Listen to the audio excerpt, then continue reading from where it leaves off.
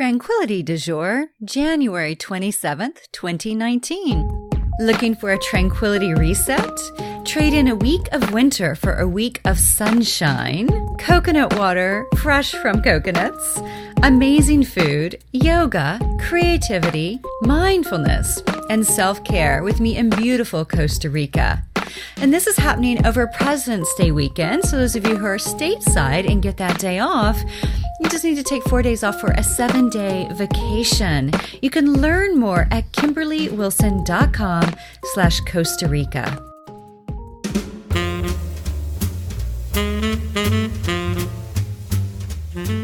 Hello there, this is Kimberly Wilson, and I am recording here today from the Pink Palace in Washington, D.C. with Tim Mooney. Hi, everybody. How are you today? And we're going to be chatting a bit about our 15-year relationship. We just had our anniversary, and we can't wait to tell you about the celebration yesterday in New York City. However, before we launch into that, I just wanted to say a big thank you to everyone who has supported Year of Tranquility, a lifestyle planner, a book that just released 2 weeks ago today.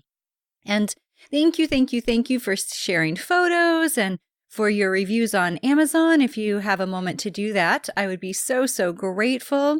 And, you know, it's just fun to hear from you all, too, as to how you found it to be beneficial or useful. And I just really appreciate it. So thank you so much. And a heads up, I will be doing an updated version of the day book. And I know most people already have their planners for 2019. Some people already have them for 2020. I know some of you are big old planners. And, just so you know, it will be coming out within the next month, and it'll also be available on Amazon. And unfortunately, they don't offer spiral bound, but what you can do is get the perfect bound, which is what their books come in, and then you could take it to a place like Kinko's or whatever, and then just have the binding chopped off and turn it into spiral if that is something that you would like. Anyway, I just wanted to let you know that that's coming down the pike, and again, to say a super duper big thank you for your support of this latest baby. It means so much. And those of you who have purchased it from Amazon or from me, I am offering it in a PDF format, and we'll also be doing a Kindle format. So stay tuned on that. I gotta do that. Yeah, that's Tim. We gotta get him working on it. And, so those of you who have, be sure to pick up your bonuses, because the 1-hour workshop released this week, and there's a podcast, and there's a playlist, and there's a bunch of PDFs. So anyway, thank you guys so much again for your support of Year of Tranquility. I really appreciate it. I have to say it's a little sad for me, the Year of Tranquility, because I didn't get to ship them out to people. Oh, right. Yeah. It's usually like the Pink Palace turns into a shipping department, and we have piles of pink mailer, like padded mailer envelopes, and Tim gets to put them in this cart and wheel them down to the post office or drive them to the post office. And it's like days of packaging. Days of work, and it just wasn't, the holiday season was different this year. Because I didn't ship out hundreds and hundreds of packages to all of you. So totally. But it's a great book, which is awesome. But it was just a little weird. I was like, wait, I don't have to ship these? Right. Yeah. And it was like, oh my gosh, Amazon just handles it. They buy a book, Amazon prints it and sends it to them. It's amazing. Lower carbon footprint because it was just one shipment of them. Right. Yeah. Because we're used to, like, say with the day books or, books in the past, I'd have them shipped to me. And then the great thing is then I could sign them and put together a cute little package to send them out. But then we in turn have to ship them. Right. So it's like all these extra layers. And so my hope is that this made it a little easier and quicker, really, for all of you, too, because some of you even got your books before I did. That's true. You probably hear Mookie walking around in the background, too. I'm sorry. He's a little jacked up right now. I think he's confused because we rarely podcast at the same time. So I think that maybe he's just like, what's going on? Yeah. And then we have the other two. One's on my lap, so you may hear snoring at some points. And then Belle is Tim's girlfriend, and she is basically cuddled up right next to him always. It's a complicated relationship. It is complicated.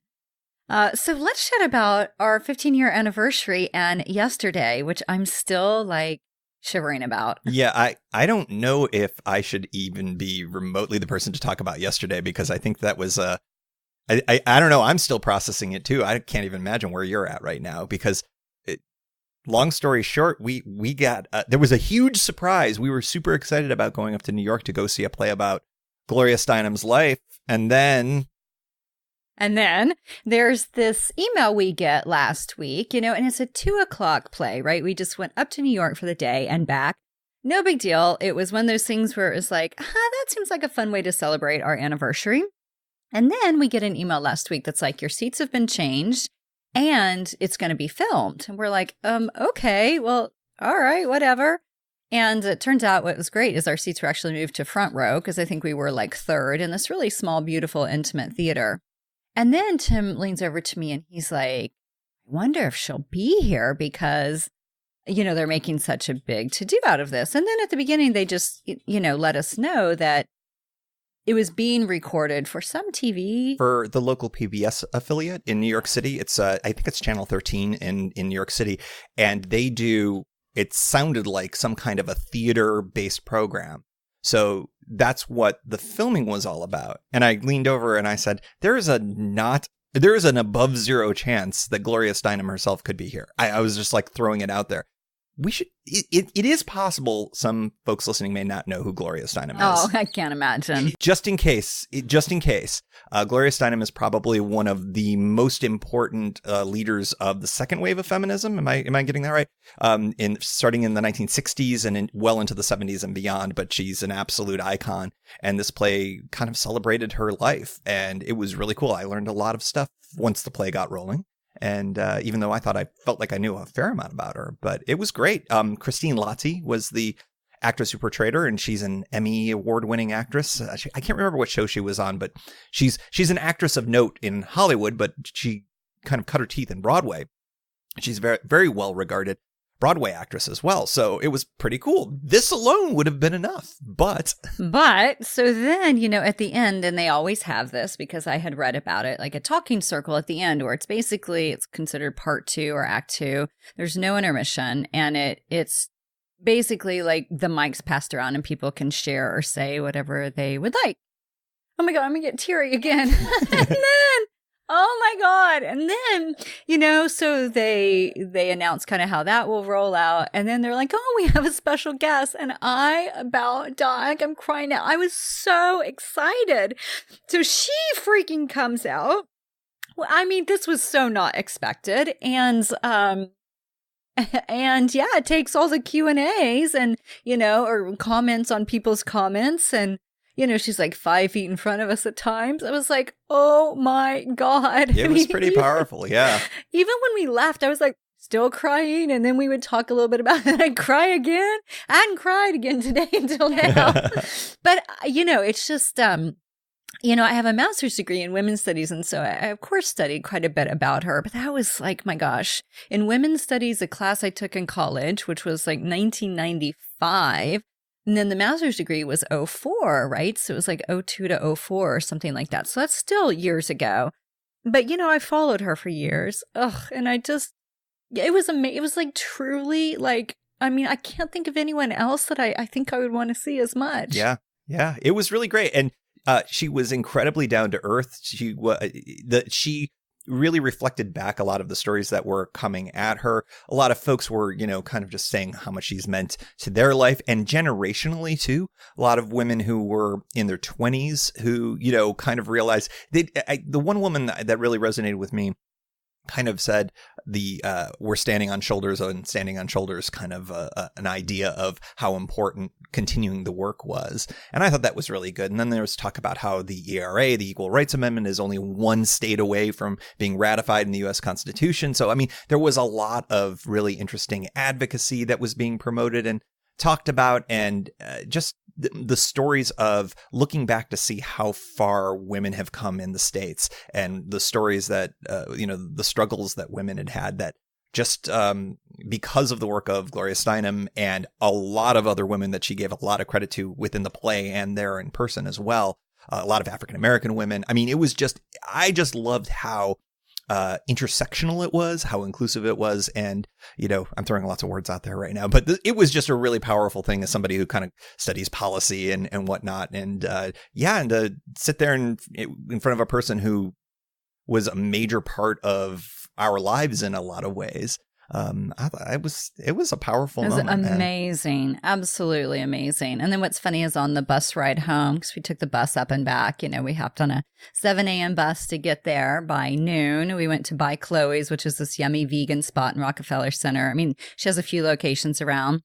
And then walked over to the play, which is down near Union Square. If you guys are close to New York or within driving distance or flight distance from go see this play. New York, go see it. And then we hopped on, and then we went to Double Zero, which is this amazing pizza place, vegan pizza. And that's down in Lower East Side-ish. Yeah, East Village, I'd say. East Village. And then we hopped on the 7 p.m. coming back.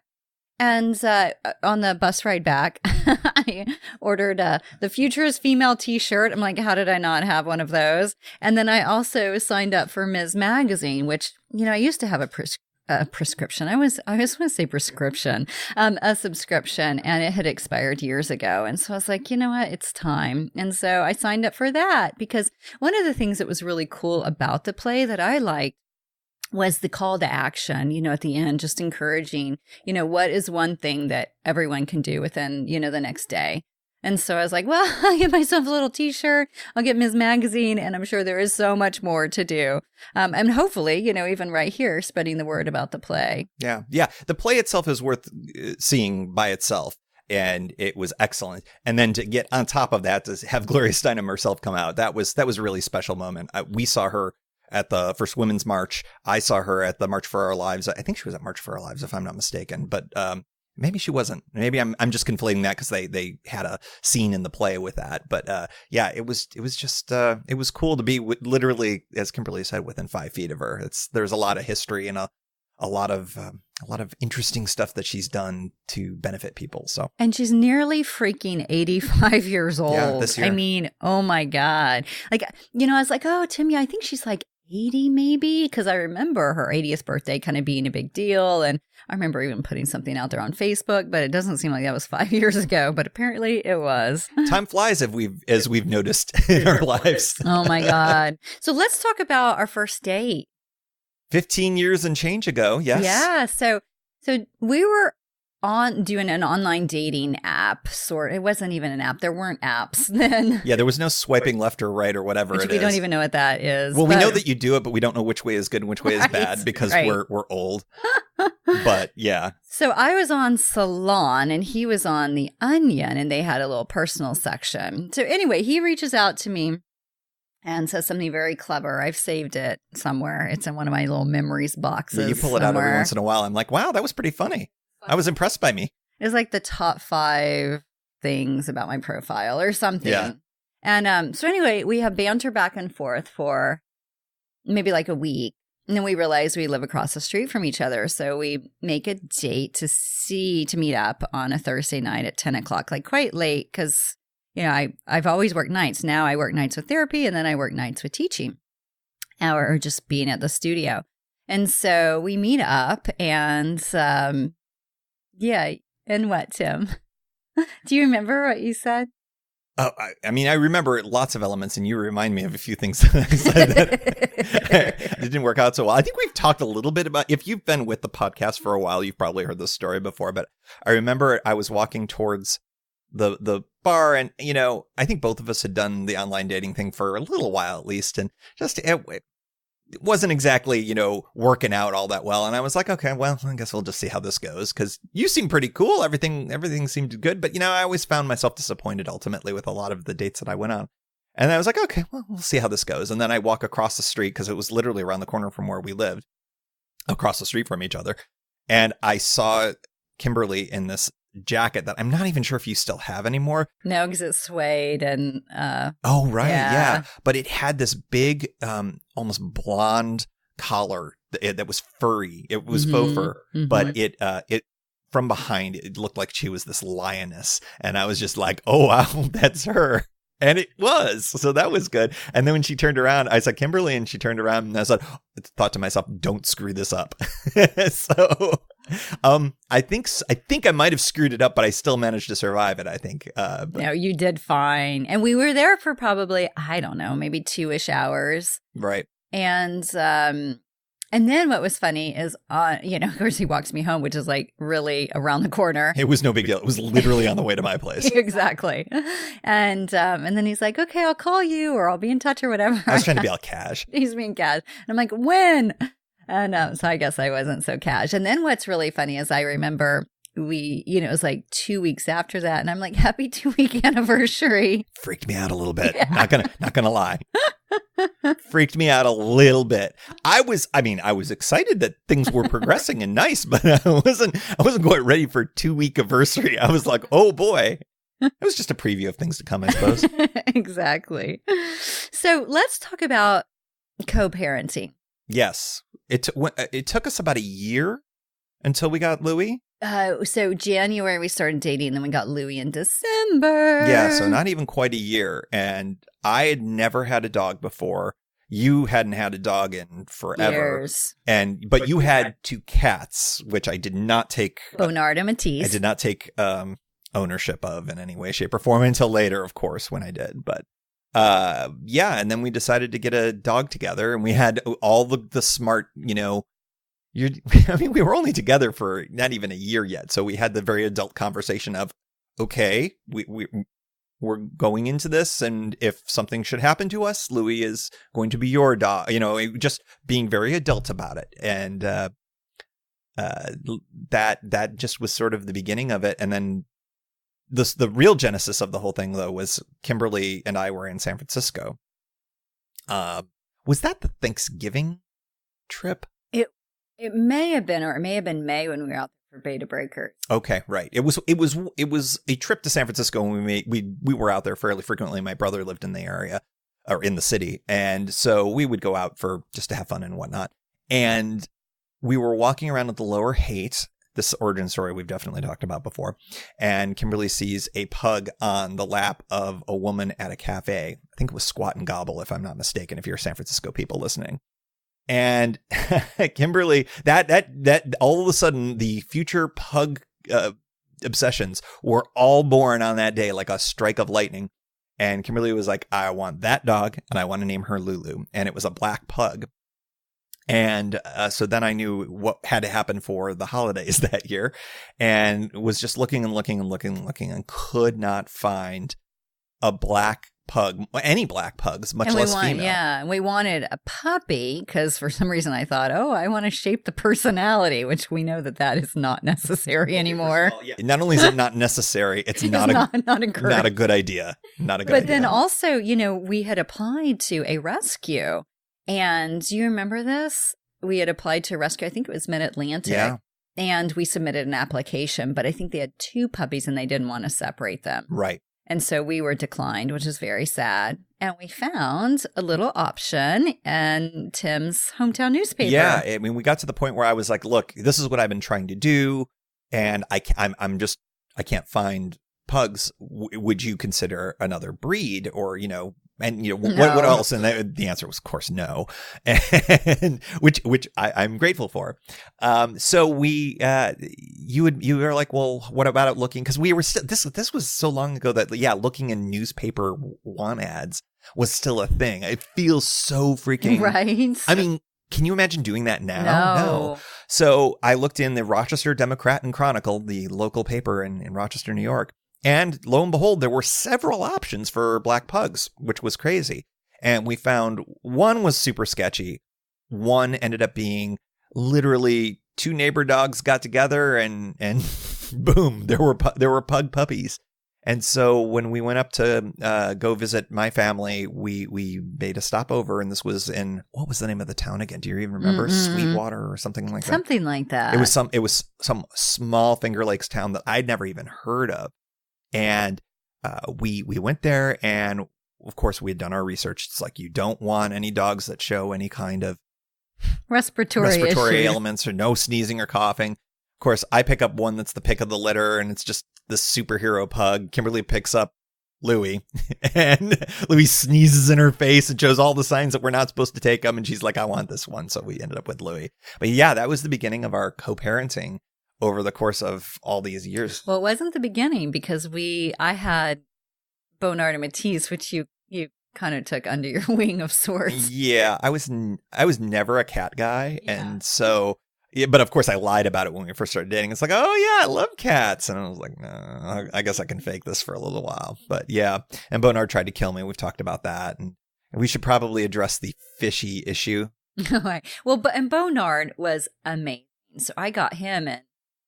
Oh my goodness, 99,000. I loved that cat so much. Black cat that, had basically been birthed in an alley, and some lady was like, hey, is anyone in a meditation class, anyone want a cat, 2 kittens? And I was like, oh, I'll take one. And there was a black one and a white one. So funny. Anyway, so that's how I got Bonard. He was like the love of my life. And then I got Matisse because I thought Bonard wanted a friend. He didn't want a friend. Matisse was a disaster for many, many, many years. He would pee on our bed. He would stare at the wall and yowl. I mean, he was there was something not quite right about that cat. Not right. And I got him from a woman I had worked with who had him along with some other cats and was moving with a boyfriend who had a lot of birds. So she needed to find a new home. She needed to rehome Matisse. So I took him on. So anyway, yeah. So you at least were kind of exposed to other pets. Yeah. And of course, we didn't live together at that point either. That was the other thing, is that I didn't move in until I think the following summer. But then I would bring Bonard over to your house. Oh, right. Yeah. It'd be like little sleepover nights. And, I almost always stayed over at your place, but you would every once in a while come to my little bachelor pad across the street. But you would make sure that you brought Bonard over just to be like, from my perspective, let's ruin this. I remember we'd wake up and like drawers were open and stuff. That cat was amazing. Yeah. Amazing. And he passed in 2013 from cancer. Oh, it was just heartbreaking.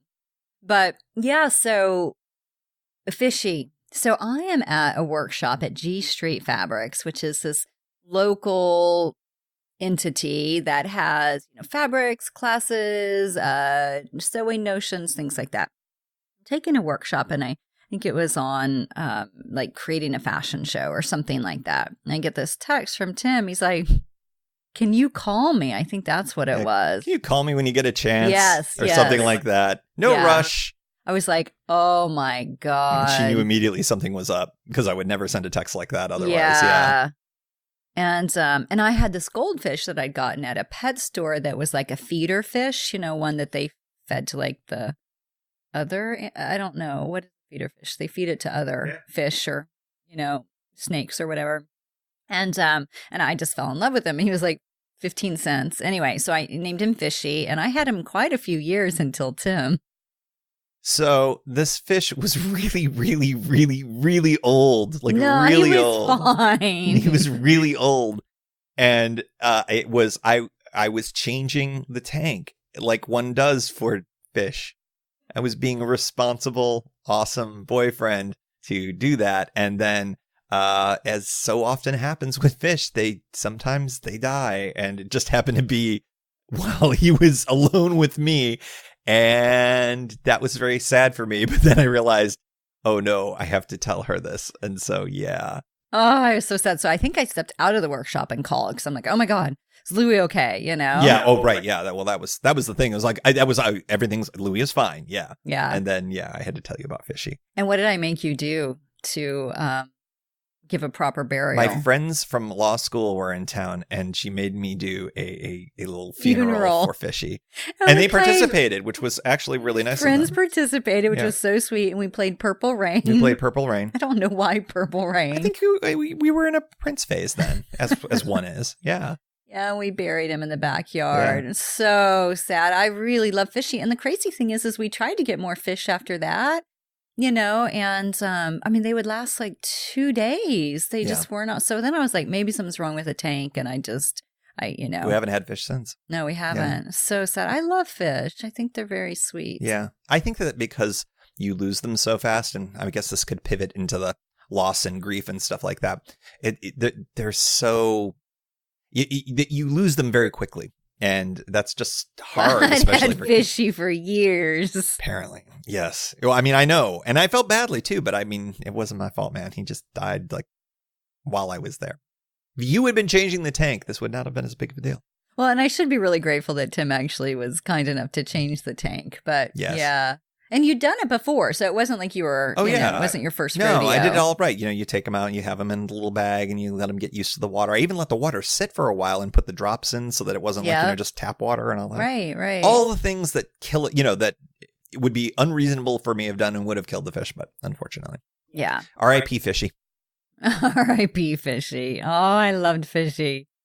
Yeah, so... Yeah, because one of the pieces that I had put out on the blog whenever I announced this podcast, of course, was loss. And, we had a lot of that. I mean, from Bonard, my grandmother, 2012, Bonard in 2013, your grandma, 2014, and then Louie, 2015. And my mother's mother, both my grandmothers I lost within sort of all this time frame. Mm-hmm. But I was particularly, no disrespect to Grandma Helen, but I was particularly close to Grandma Margaret. So that was 2014. Yeah. So. Right. So that's like 4 years in a row of some pretty intense loss. That was pretty intense. Yeah. But the good news was I think that we had each other to help through that. I think it would have been a lot harder to go through those things alone. At least for me, it would be.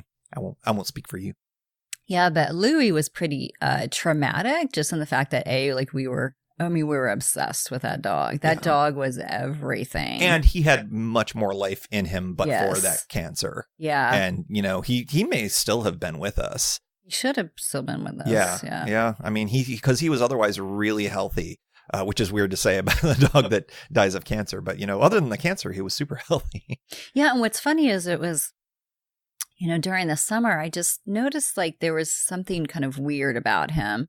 And I even made an appointment with the vet. But then it seemed to clear up. And so I was I canceled the appointment. I'm like, oh, he seems fine.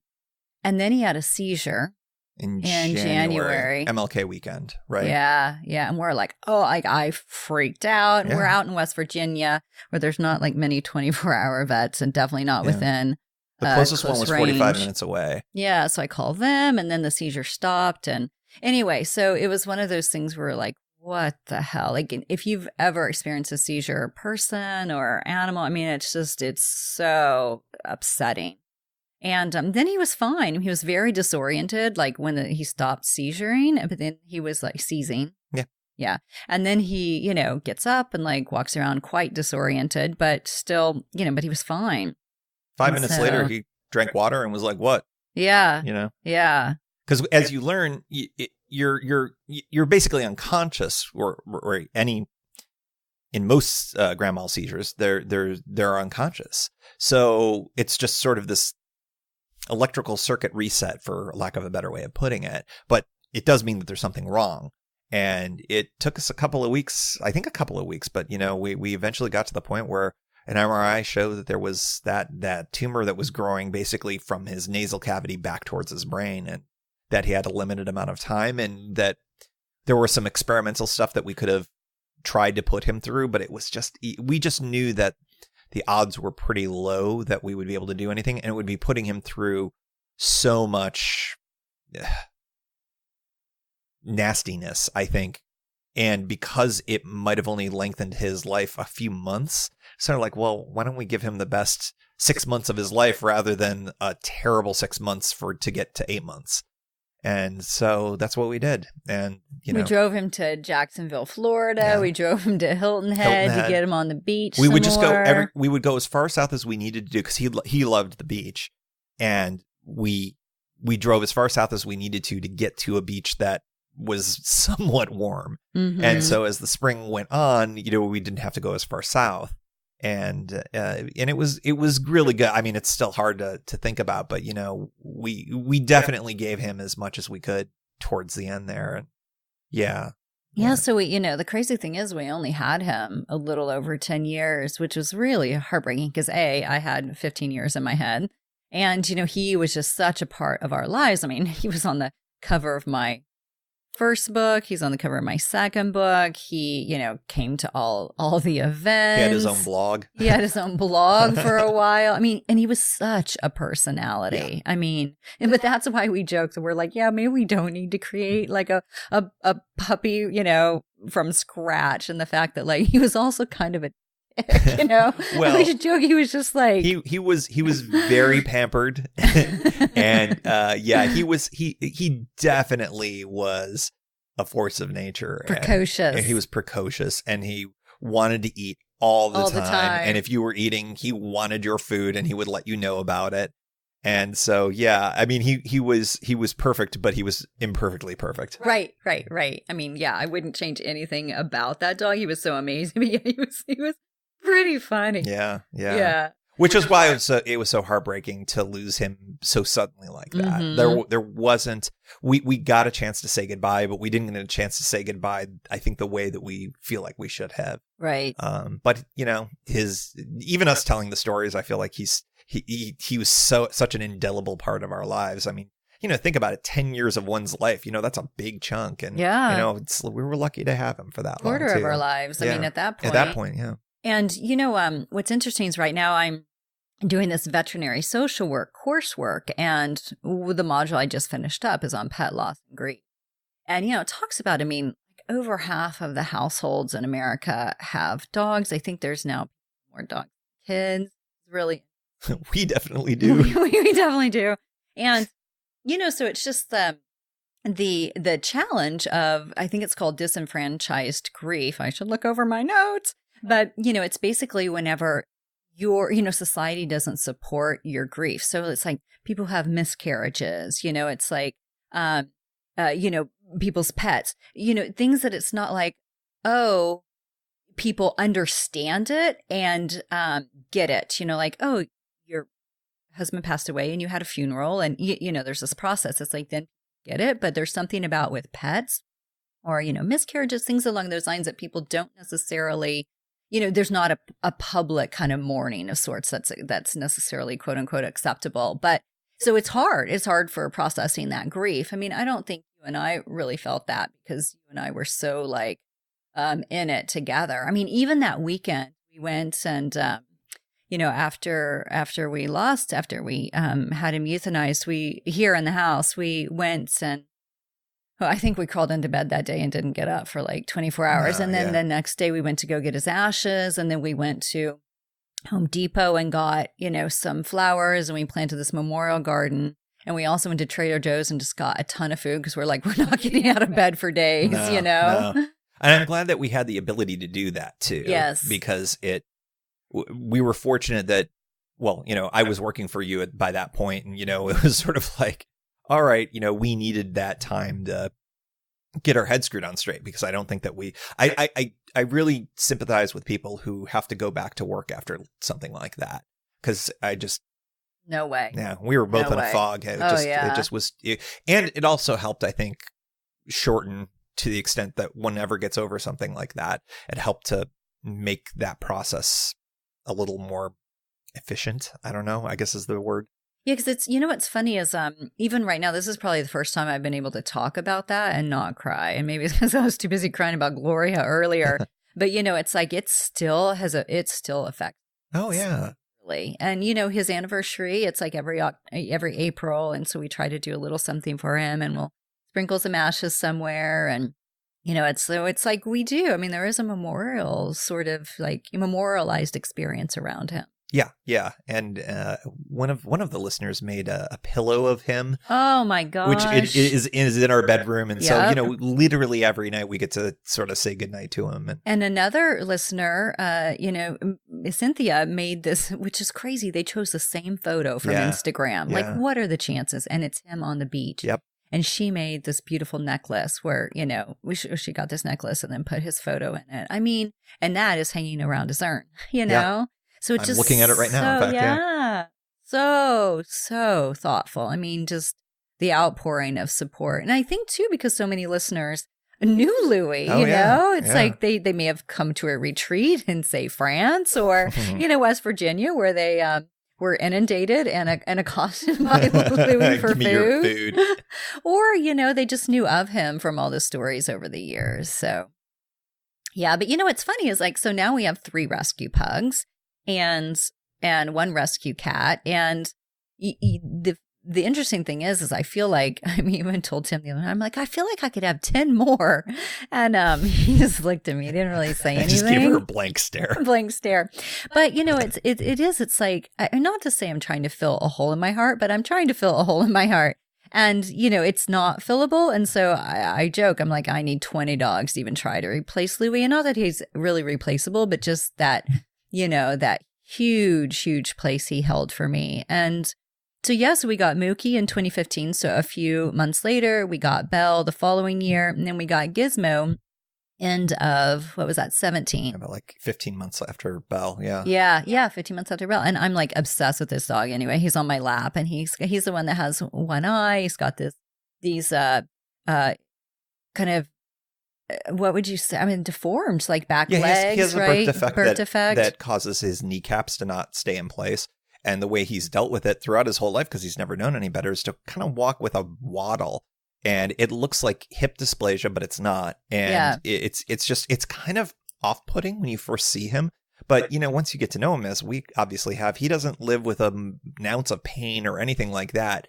Even for the vet, that's what they say. That's what the vets say. Well, and you can tell too. I mean, but he's just a tough little kid, and yeah.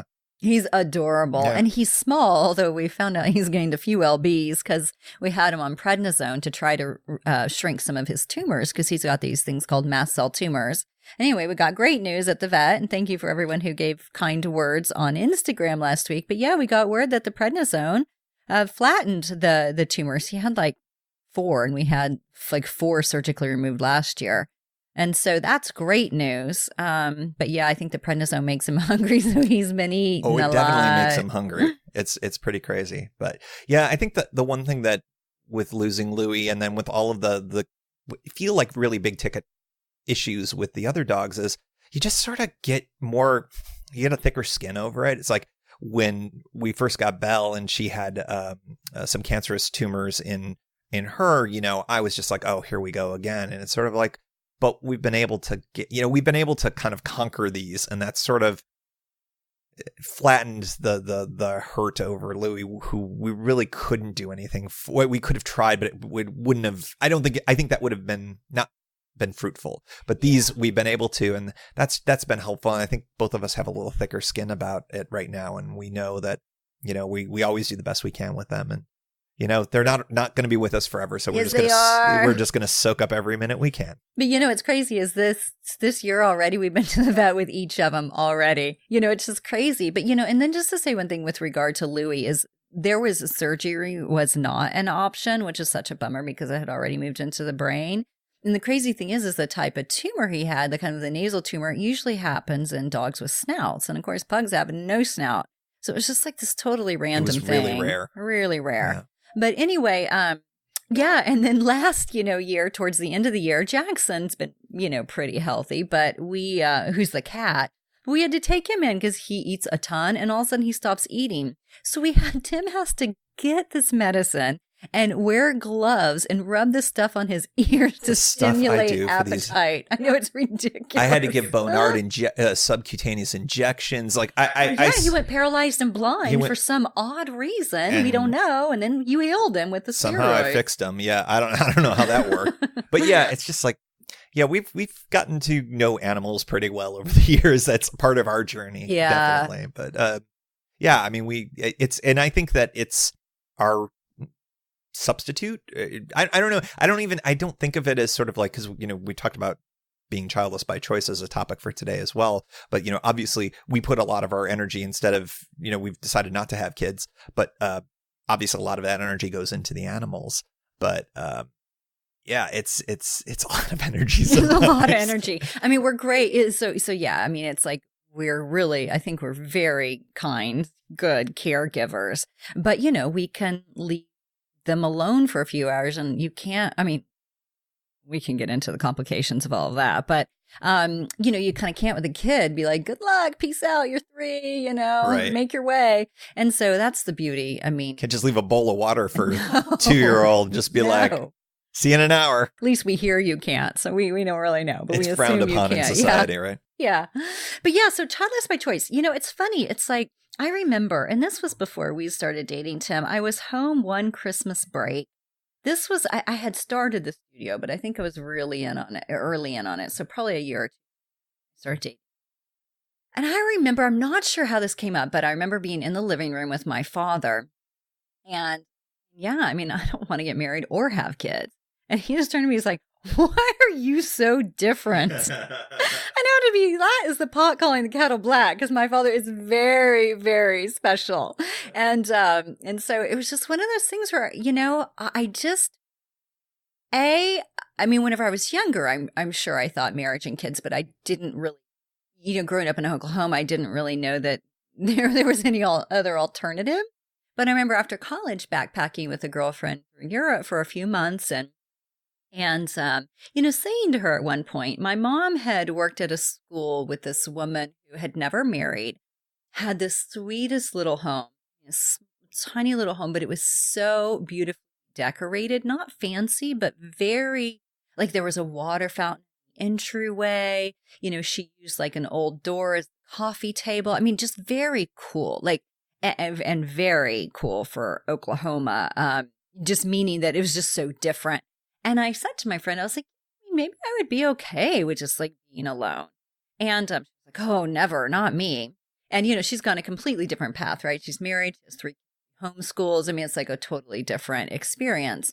But yeah, I think just something, particularly, I'd say even after that women's studies class, because it was after that women's studies class that then I backpacked, that, I think it just planted a seed of sorts of like, you don't have to follow kind of what society expects from you. And I remember, Tim, even after you and I had been dating, not even a year, and people would be like, so are you going to get married? What do you think? And I just remember being like so offended. It was like, absolutely not, and it's like, we're like, okay, yes, we're co-parenting. We have adopted a dog, but we do not, that just was not on my radar at all, much less reproducing. Yeah. Yeah. The nice thing is that I think sometimes people find themselves, find each other for a reason. And I've just never been drawn to having kids, which can be a problem in relationships when another partner does want kids. And so, finding you was good because it was sort of like, that was never, I don't think we've spent more than like 20 minutes ever even remotely talking about the topic other than just like, we're on the same page. Awesome. And but do you remember one time I was like, well, Tim, maybe we do. Cause I had seen probably on Instagram, but this was pre-Instagram, but a woman, she had this like beautiful stroller that was like old fashioned looking. Like black with like, is it a stroller where they lay down flat? Anyway, super old school looking, but it was like a new one, and I was like, oh my God, that would be so fun. You were like, okay, we don't need to have a kid for that. And B, we could push Louis around in it. I was like, oh my God, you're so right. And that just like completely faded. That was it. And I think also the part of that 20 minutes we've had discussing children is, my Lord, what would a child of the two of us, hot mess. If it had the worst traits of the two of us, it would be a serial killer or something. It would just be a bad idea. Maybe we would get lucky and it would be our best traits, but I just think that a child of us would be disastrous to us. It would just, not that we're serial killer types. No. But, it's just like, it just wouldn't be, I would just be very scared of my child. We just probably should not be. Yeah. So that was part of our 20 minutes of the discussion, but yeah. And then marriage is just sort of like, we don't need that. And that's another thing that it's just sort of like, I'm very much at peace with it. You're very much at peace with it. And we just haven't had to have much of a discussion about it. And because neither of us is just saying that because they want to be with the other person, it's really good. Now that I think it was unique. I think it's unique amongst people in our age range. Maybe millennials and folks in the generation behind us, maybe there are more that feel the same way. I don't know. It seems like that's the case, but it's just nice that you have enough to deal with in a relationship, that all of the little types of conflicts that one has and the compromises one has to make. It's nice that on big ticket stuff, we've never really had to deal with it, at least 2 very major issues, which is pretty good. Now, trust me, we've got other things we got to deal with. Like, who's my boss? I mean, there's conflict when when your boss is your girlfriend at times, which I'm super comfortable with. But, sometimes, your boss can be a little unreasonable, right? Am I right, people? Never. Everybody's like, not her, not Kimberly. One thing I wanted to comment on, because a listener had written in and said, something about wanting to be, or just curious about the childless by choice piece of, she was like, I just don't know when I'm older. And I think for a lot of people it's like, a sense of a legacy of sorts. And so I really appreciated that question. And so I want to answer that, but also I want to mention that too, I think it does depend a lot on where you live and who you're surrounded by. So I'll give an example. Whenever I would go to visit my grandmother in Texas, when she'd moved from Louisiana to Texas in an assisted living center, there would be people that I would meet, say in the lobby or whatever, and they would always ask, "Are you married, or do you have children?" It was always like, and that was what they wanted to know. And then if you said no, which of course I said no, and they looked at me with such pity, such pity. And I wanted to be like, but I have a partner of 10 years and I'm very happy and I don't want kids. It's like I felt like I needed to give them this whole spiel. And then I realized I didn't. They're like 90. They don't care. It's a generational thing, It's a generational thing. But it was really interesting, the pity, But, for my lovely listener in Chicago who asked about kind of the legacy piece, I remember doing grief therapy after my grandmother passed, and she had been in hospice. So I was able to get free grief therapy through hospice here in DC, which I am still so grateful for. And anyway, I think I brought that up, something of like, because my grandmother's children, including my mother, was just, such great caregivers, so loving, so connected with her. And so I remember saying, to this woman, I was like, it's just kind of sad because like, we won't have anyone necessarily to take care of us. And she said, you have no idea the amount of families that they do have children and there's still no one to take care of them. So that is not, she didn't say that has nothing to do with it, but basically. And that really stuck with me because that's right. Just because you have children doesn't mean they're going to be there to care for you in your elder years. And so, yeah, it's, and I think too, it is a sense of a legacy for people, passing on names, genes, etc. And yeah, it just, that has never been as important to me. I think I place more value in, like books I write or, it's like the work I do, that is my legacy versus a sweet little being. They're adorable. I love getting photos of my friends' kids, but I do not want to spend more than, a short amount of time with them. I was born to be the crazy uncle. That's basically, I've got a nephew and I've got my cousin, who I'm pretty close with. He's got 2 kids now and they're all in the Northwest. And that's where, to the degree I have that kind of energy to give, it's perfect. It's the perfect amount. And then I kind of parachute in, make a mess of things and then get out. So I think that's to the extent that, I also find, being a mentor maybe to folks to the degree that I ever am, that's the kind of stuff, the podcasting, we're leaving legacy. Everybody leaves legacies in different ways. And I just, I've never felt the need to make another Mooney out there as cool as they could be. Yeah. And then the other piece too with marriage and, and I don't even know why, but I guess, 50% of marriages end in divorce and, not to be Debbie Downer, but it's kind of like, they went into it, of course, intending that it would be forever. And, there's just something about it. It's kind of, I think it's a little bit of a rebellious streak inside of me of not doing what society expects. Yeah. And I really, again, kind of the same time with the baby carriage thing. I was like, well, Tim, we could get married because like people have all these really cute chalkboard signs, with their engagement photos. Again, this is like, okay, I know everyone does this now and everyone has a really cute baby stroller, but this is in the early days, like pre-Instagram. And I just remember seeing these images and being like, oh my God, that looks so fun. And then you were like, we could hang photos with chalkboards and not get married. I'm like, oh my God, you're so right. Early on, This do you is remember this? weird. I was like, look, we can have a big party for our 10-year anniversary, which seems so far off when we first talked about that. Then our 10-year anniversary came and went, and we were like, I didn't do anything. Yo, didn't what do did anything we for do? 15. Oh, we went to New York. We did. And we saw the Book of Mormon. Oh, that's right. That was fun. Going to New York is our jam for our 5-year thingies. So yeah. We'll have to figure it out for 20. Yeah. Whatever that'll be. There'll be rocket backpacks and. But yeah, I mean, it's funny. Cars. It's like, and flying cars.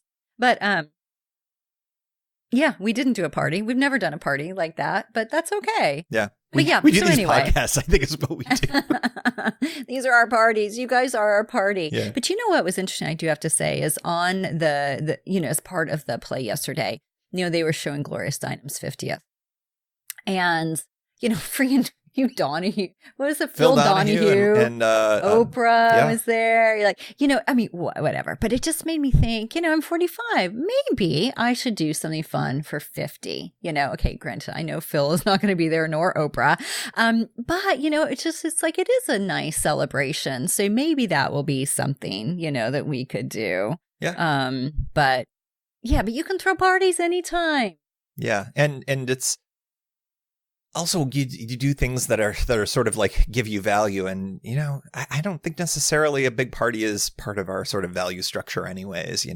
We do like experiences over things. So, I mean, I suppose a party fits in that mold. But we didn't give each other, I think the only physical thing we gave each other, I got you flowers. I think that's usually gift wise the most thingy thing I get you, although I get you your big pink furry coat for Christmas. Right, yes. But this was so much richer and deeper of a gift for each other because we each paid for little parts of it, and transportation and the play and dinners and all that other stuff. Daycare, right? Yeah. And that we'll never forget this, and for that to have that happenstance of Gloria Steinem even being there.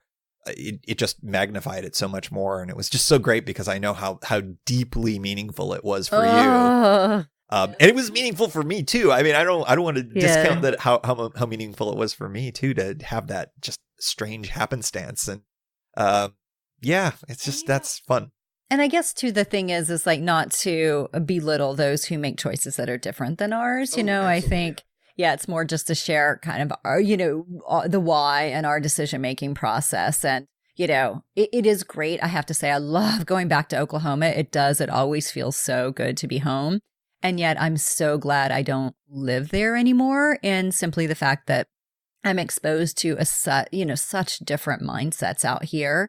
And, I've been here now like 22 years. So it's really been helpful to open my eyes in different ways. So I just encourage people who feel really set in any sort of way to experience and talk to people who have different viewpoints. It can just be quite insightful. Yeah, I agree. And, I think that I think I'm just going to restate what you said. I don't think either of us begrudge other people having different lives by any stretch of the imagination. This is just the path that we chose to walk. I don't regret a second of it. So one thing too. So last night we went to have pizza at 00, right? This amazing Matthew Kinney, who's like this amazing restaurateur. Anyway, so plant-based, amazing. And behind us is a dad, very patient dad with 3 boys. Patient till the end. Patient till the end, yeah.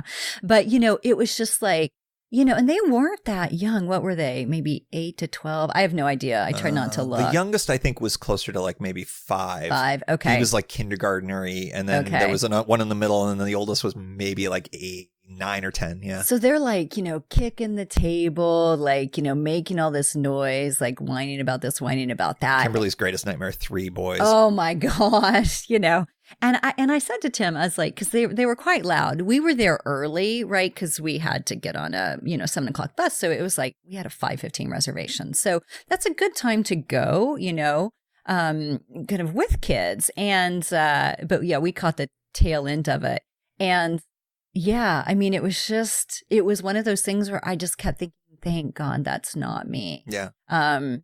Because I wouldn't have that father's patience by any means. And, and B, I just thought, oh my gosh, the degree to which you're pushed every day is it's impressive. You parents out there, I bow to you. Yeah. And also it's just interesting. It's like, I bet you that didn't even register for him. He was like, this is awesome.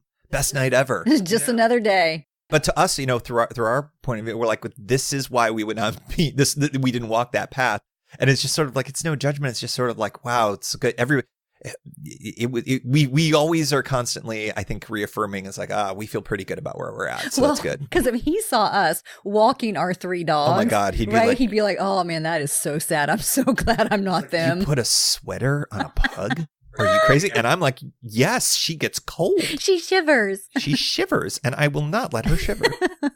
So, and he's like, my kid's got nut allergies, I mean. Right, which he did. We heard the whole thing. But yeah, it's funny. I agree. Hat tip to the parents out there. I'm glad you're walking that path, because life would be a lot lonelier with no generations to follow us, and just a lot of rescue pugs.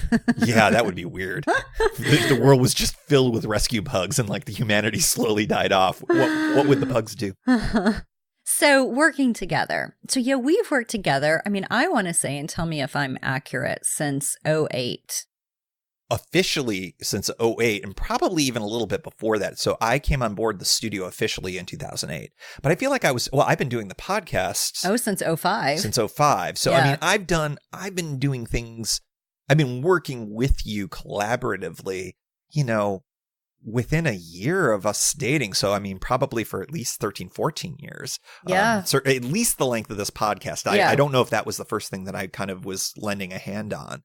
But, then, of course, I came on board with the studio because there was sort of this growing need for things that I get and can do. And, that was supposed to be the year-long job that ended up being 10 years. And yeah, well, you know what? I would say, so it was the podcast, and then it was the foundation. Right. Exactly. In 2006. Yeah. No, that's exactly right. So yeah, I've been either acting as your attorney or as your tech guy for a very long time. And, it's natural though, because particularly for you, your life and your work is so intertwined, and dating you got me involved in your work very quickly, just because that's sort of your lifestyle. And, the stuff you work on is a lot of fun. And I've always had fun working on these things. I mean, I was joking earlier about, oh, wow, it wasn't really Christmas because I didn't ship 200 packages to all of the listeners who ordered the book. But, that is kind of fun for me. I've learned so much working with you over the years, because I don't come from an entrepreneurial background, even though I sort of developed that. I started my own nonprofit, and, I sort of stumbled into it more than anything else. But my family experience is you work for the same company for your entire life, and then you retire, and then that's it, which is something that's super rare these days. And, now I'm really glad that I had you as an influence, because now that I've kind of started doing my own thing for the last, getting close to 2 years now, it's at least a year and a half in this iteration, at least, that was a really good influence for me. And, I'm glad that we have each other as resources to kind of bang ideas out on. And it's just really great, which doesn't mean that we don't necessarily have conflict from time to time, because you always do. I mean, even your best buddy that you work with, you're still going to have disagreements over work and things like that. And of course we have that, but it's good, because I think we've somehow stumbled upon a communication style that works. And I'm always right. Well, and I also know that there are times when I just sort of like, we have a pause in our conversation about something, and then we can always revisit it later if we need to. But yeah, but also, I mean, especially now that it's a situation where I'm not an employee of yours anymore. I think that that's sort of eased any of the pressures a little bit, even though I'm still doing a fair amount of work for you, but I'm doing it more in a consulting role, an hourly role, as it were. And, but it's nice because it's still that same seamlessness where you're on the other side of the room and I'm clacking away on my computer doing work. And you're like, oh, hey, I could use a graphic for this. And I'm like, oh, sweet, no problem. And I turn around and do that. And when I compare that to other folks that I work with, it's so easy because we've been inside each other's brains for so long that we have a really good, efficient way of communicating, usually. and when we don't, we figure it out. So it's good and it's fun. And if you were doing work that was like drudgery, just I pick an industry, if you were working on, I don't know, widgets, pharmaceuticals or something like that, which would be weird to do that from home, but let's just play with that for a moment. Maybe I wouldn't be as into all this, but you do such cool creative things. And the folks who are listening to the show, because you're reading it and you're listening to it, and it's great to be able to kind of work on stuff like that. And so it's been a real pleasure for me to do that. And I hope that I've been able to sort of help you expand a lot of what you've been doing, and just with what I can do. And that feels like a good collaboration. So yeah, because it's like, even with the podcast, right? So I think you had started a podcast where you were working. Yeah. And you were like, you could do this thing. And I'm like, what thing? And you had like the Idiot's Guide to Podcasting or something. So I remember we were driving down to North Carolina, and I don't recall for what. Maybe I was teaching. Probably teaching, yeah. Teaching down there. And you had the book. So I'm thumbing through it in the car, and I'm like, that sounds interesting, I guess. And we started it. And I remember I had to explain to people what a podcast was. Everybody did. For years. And now, everyone, which is great, it's lots of great material out there, has a podcast. And so you don't have to explain what it is anymore, which is nice. Well, when I tell people, oh yeah, I've been working in podcasting since 2005. People think that it's a verbal typo because it's like, oh, 2015, you mean? No, 2005. Like when we first got involved in podcasting, it was a niche area that was mostly filled by tech nerds. And of course, that's how I found out about it. But as many of you know by now, I'm a bit of a talker. And so, it fit exactly what I needed to do. And it's just been something that's been such a fun, creative element in my life. And then to be able to kind of say, hey, maybe this would be something you'd want to do. I can help you with it. And then here we are. This is 440th episode of this show. That's just so gratifying to have created all that. And I remember, Tim, do you recall you used to get paid in yoga classes? I used to get paid in yoga classes, which I did not take full advantage of. That is for sure. You did. You were pretty regular for a while. When I was doing yoga, I did pretty good. But then there were times when it just sort of I wasn't doing it as much. So right. Yeah. So one other thing that I wanted to touch on with this, too, just to give listeners a visual. And somebody asked recently, too, if I would do another video of the Pink Palace, because I hadn't done one in, I think she said, in like a decade. I was like, oh, good point. There's photos that we put up, but I hadn't done a video. And so we will. I will put that up. People only see the fireplace. Yeah, people only see the fireplace, because that's like the really organized area. Because we live in 600 square feet. Okay, so this is tiny. So we're recording this from the kitchen table, which is Tim's desk, pretty much. And then next to it is a couch that faces the fireplace, a little settee, really. And then my office, quote unquote, is a table that faces the window next to the fireplace that you see on all the photos. So we live in a tiny space. We have 4 black animals, pretty much all white furniture, which is never really white. And so it's like, if you can just picture that sort of working condition, so to speak, it's like, it is impressive. I believe that not that we don't kill each other. That's like, but that we do make it work so easily. What's funny too is, if someone's like in the bathroom, say like about to hop in the shower or something, and like yells out like me to Tim, hey Tim, blah, blah, blah.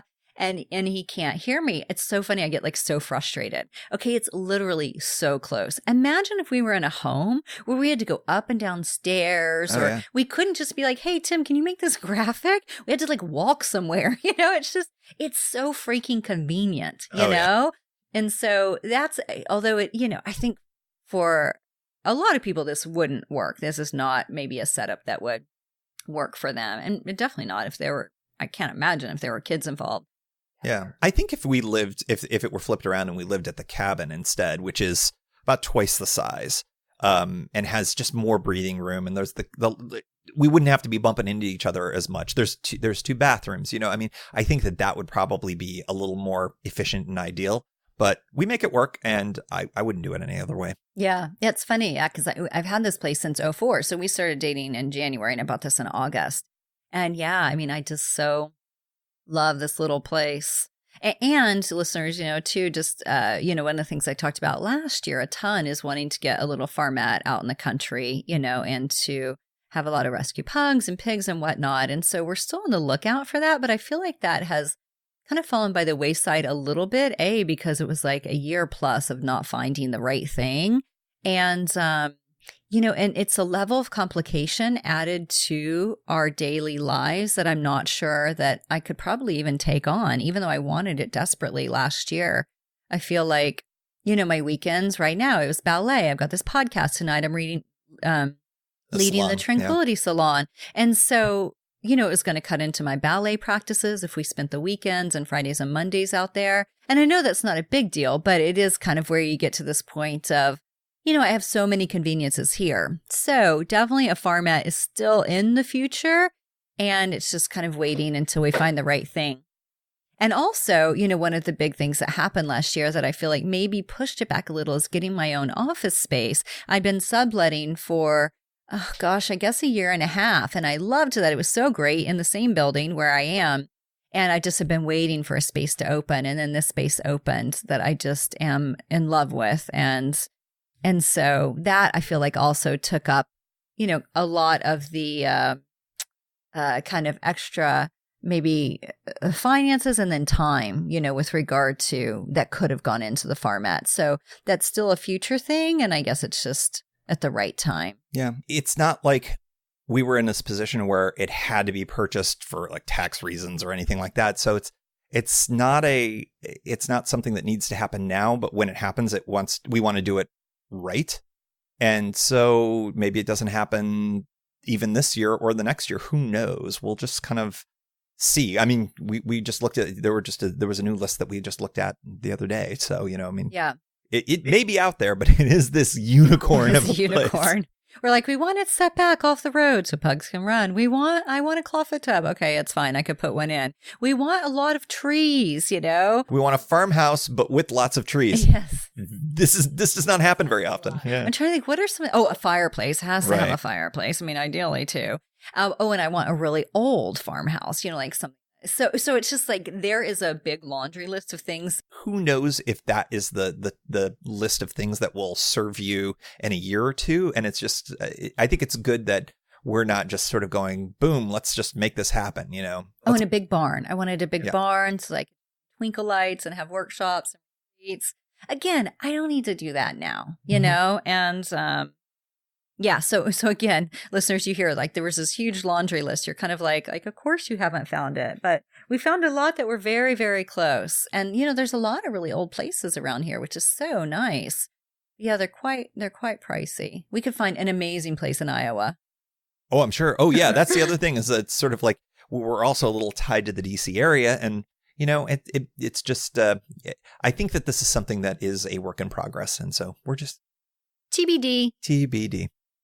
So I guess, kind of the last thing I feel like to tie a bow around this, Tim, and you can tell me what you think, although I don't really have an answer to this, but is what are the lessons we've learned along the way? I feel like we've shared some, but, I don't have, here are my top 3 lessons. And I was hoping that Yeah, I don't got a list, people. Sorry. I don't know. I think patience is really, really important.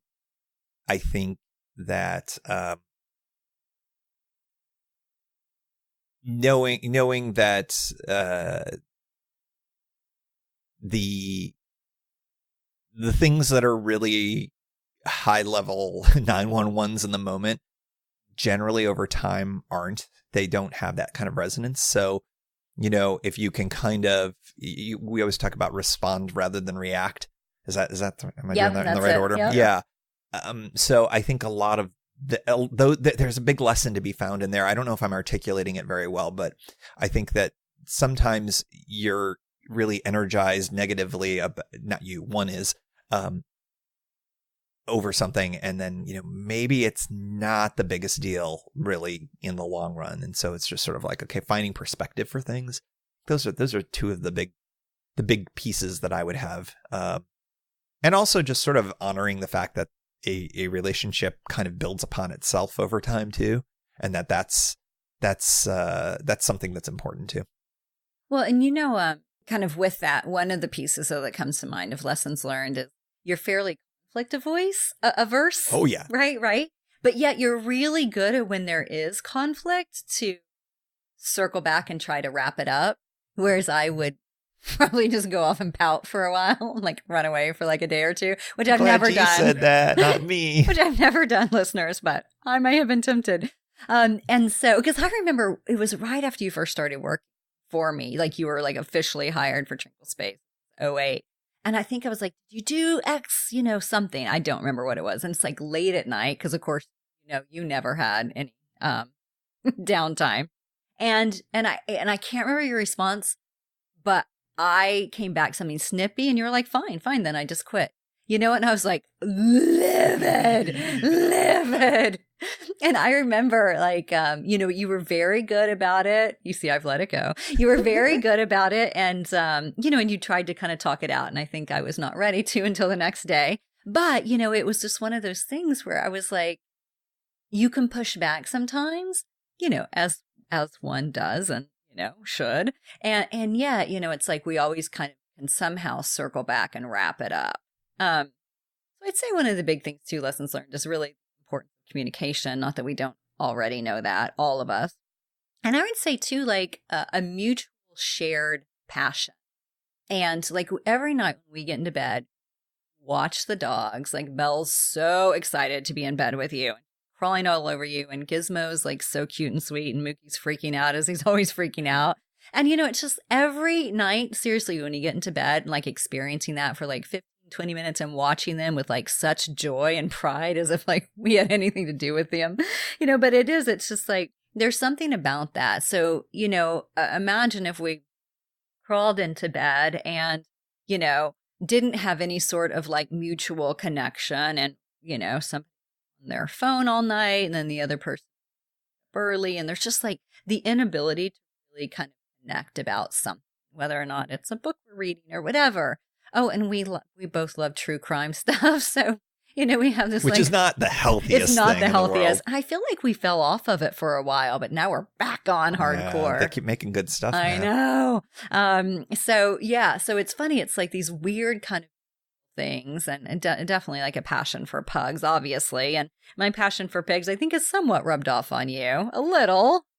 I mean, I don't think I'll ever have the passion that you have, but I've certainly learned a lot about pigs, and I'm all on board through the nonprofit and all that other kind of stuff. So I think we both have our passions. Like, I do my bicycle touring thing. You do not get into that at all, but I know that you respect it, and then you help make space for it. And I think that I do the same thing for the things that I don't participate in fully, although I do want to see a ballet recital one of these days. With me? Yes, I'm front row for that.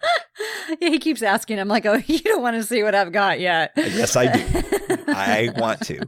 Because it's the fun thing is, like with Kimberly, as you probably all know, gentle listeners, that her passions do develop over time. And so it's fun to see that. And you've seen that if as readers and as listeners and stuff like that. And that may be one of the reasons why you're around. That's certainly why I am.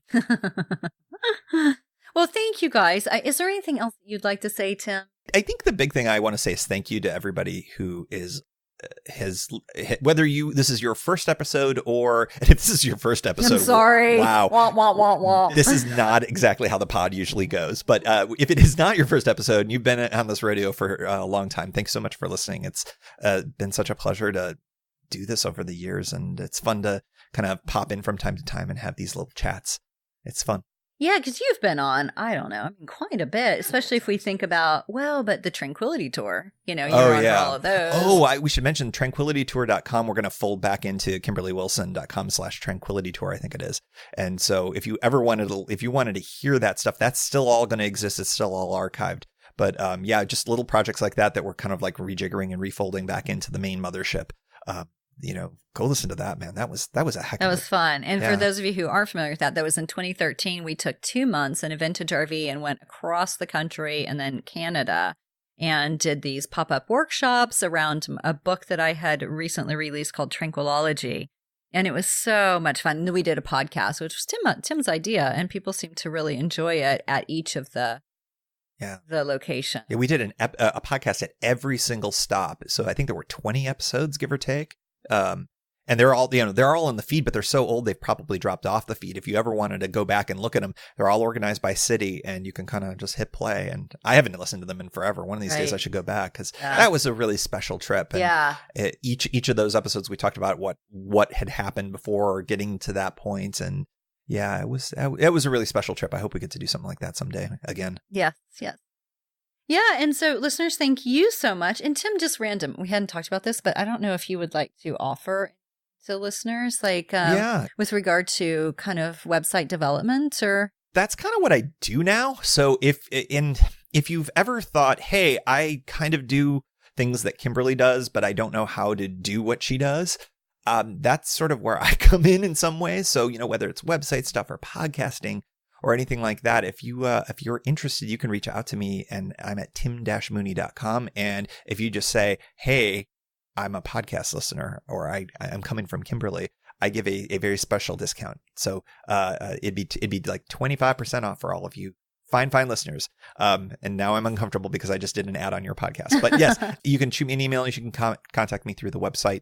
Like I said, websites, podcasts, business consulting. I am a lawyer too, which would be a little bit different, but nonprofit stuff.